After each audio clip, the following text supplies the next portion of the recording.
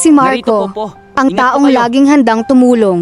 Kapag may problema ang iba, siya ang unang lumalapit. Walang anuman. Kapag may mabigat na pinagdadaanan ang kaibigan, siya ang unang Just breathe, nakikinig. it'll be alright. Pero walang nakapansin.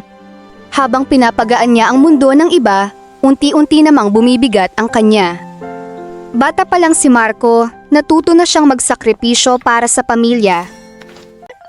Mas pinili niyang unahin ang pangangailangan ng iba kaysa sa sarili niyang mga pangarap. Ngumiti siya kahit pagod. Lumaban siya kahit nasasaktan.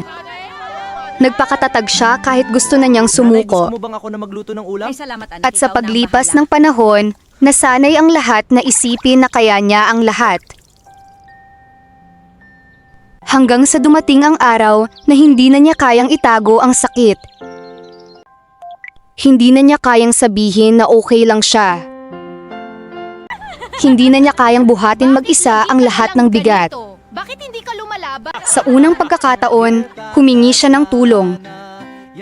At doon niya natutunan ang isang mahalagang bagay.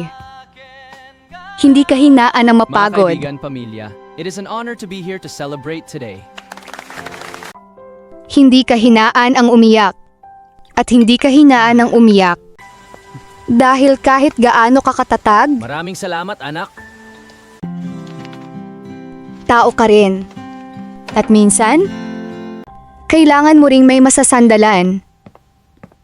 Kaya kung pagod ka na, huminga ka. Magpahinga ka. At tandaan mo, okay lang na hindi maging okay araw-araw.